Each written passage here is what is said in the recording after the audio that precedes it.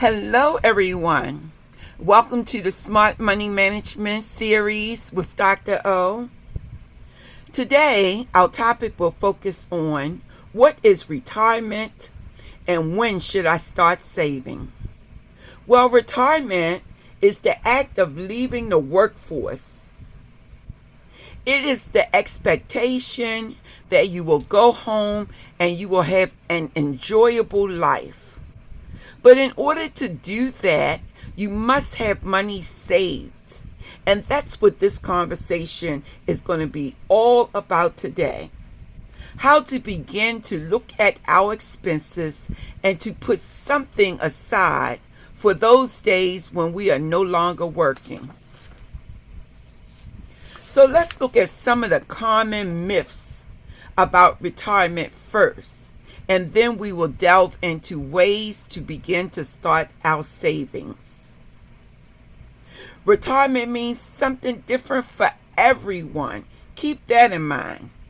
People have their own concepts of what they will do during their retirement period. Keep in mind that it is also considered a time where you're on your financial journey to prepare for that retirement period. Here are some of the common myths about retirement. There's a magic ideal number to save for retirement. That's a myth.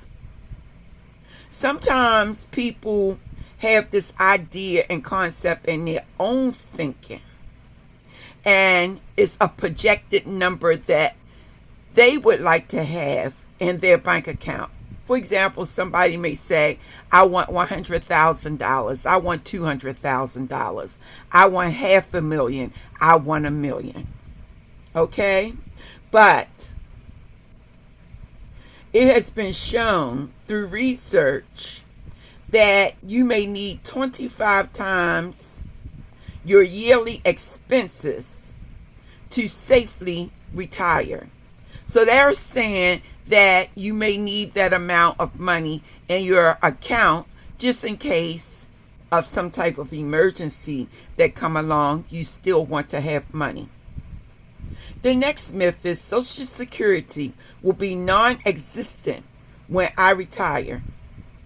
Well, according to what I am reading in front of me, that is a myth.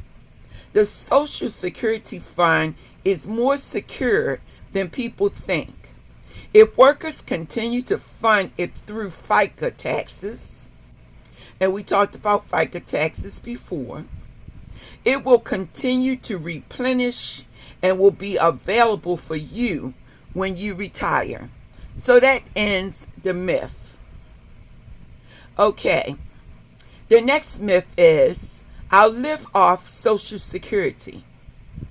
It's a myth because on average, Social Security covers about 40% of your pre-retirement income. Okay? So Social Security will only pay you 40% of the income that you made before you retired. So it's important that you have money available to supplement what Social Security will give you. The next myth is Medicare will cover all of my health-related expenses. No, that does not happen. It's a myth. Medicare does provide affordable health coverage for doctor's visits, medication, hospitalization after age 65, but it will not cover the deductibles, the co-pays, or long-term care if you should need it in the future. The next myth is I'll spend less in retirement. Well, of course, that is a myth because the cost of living is always on the increase. If you plan on being active in your retirement, you may end up spending more than you planned on travel, entertainment, and hobbies. And the final myth is, I'll live in the same place when I retire. Well, since you won't be working anymore, living in a certain location may no longer be what you can afford to do. You may decide to move to enjoy a better chance to be closer to family or to downsize to a smaller home. So we have gone over all of the myths and misconceptions. Now, we need to begin to talk about the income sources that people have in retirement so that you can gain an understanding of what you need to do beginning right now to move forward in saving money for your retirement. So some of these income streams include the investments that people have made along their journey of working. So there's 3 types of investments that people utilize. The IRAs, which is an individual retirement account, employer-sponsored accounts. So this is the account that your employer helped to invest in, and that's your 401k plan. And of course, real estate. Real estate is any investment property other than where you live that will bring in an income to you. Okay, now there are different types of investments that people utilize, like stocks, bonds, and mutual funds. But once again, real estate. The next stream of income is your Social Security. Now, Social Security is a program that's available to people who are at least 62 years of age or older. Now, this program is funded through FICA, and that's a payroll deduction that we talked about before. And in order for you to get a Social Security check, then you must have invested into FICA for at least 10 years. So, between the age of 62 and 70, you will receive payments. And the total amount that you will receive each month may increase. Now, after 70, you still may get payments. That's something that you would need to investigate to ensure that you do. Once again, only 40% of your pre-retirement income, that's income you made before you retired, is given back to you through Social Security.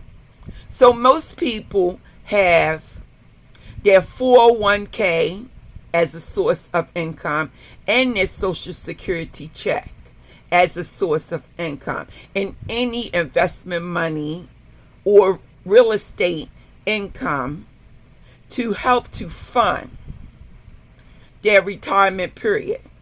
Now, some people will opt to continue to work at least part-time, and that also will give them the incentive to have more money to come into their income base. Now let's move on to a final way of having money. So another income stream is your pension. So if you have any type of governmental job, then you may get a pension as a result of working for the government for X amount of years. And so that income is what they call a fixed income.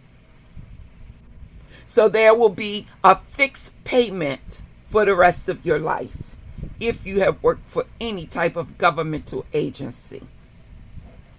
Now, Let's see if there's anything else I need to say to you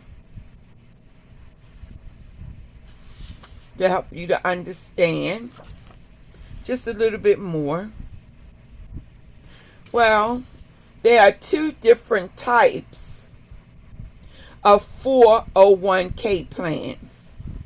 There's the traditional 401k plan, and there's the Roth 401k plan.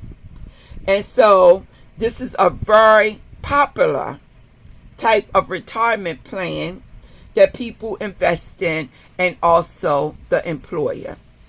So always seek information on different plans so that you can know exactly what you're investing in. Now, there's also the 403b and the 457b plans. Okay? Now, these plans are available for only certain jobs. For example, certain state and local governments may have this type of plan for their employees, or maybe even some type of nonprofit organization may use this particular type of plan. Okay, so we're through with talking about the different types of plans that's available. Now, you need to understand that even though you may be getting various streams of income as a result of retirement, you still need to be able to budget your retirement money. Okay?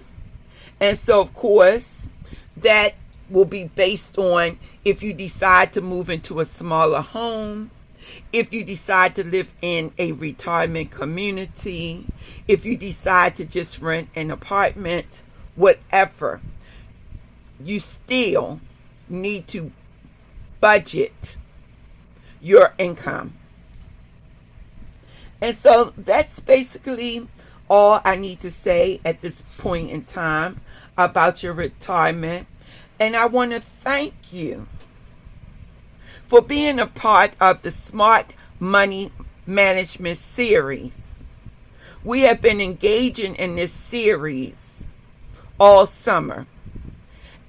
And once we have finished the review process, which if you're in my group will be on Monday of next week, we will be finished the Smart Money Management series for the summer. I want you to be blessed. I want you to have a good day. And as always, love yourself, but take the time to love someone else too. It will make you feel good. Be blessed, everybody. Take care.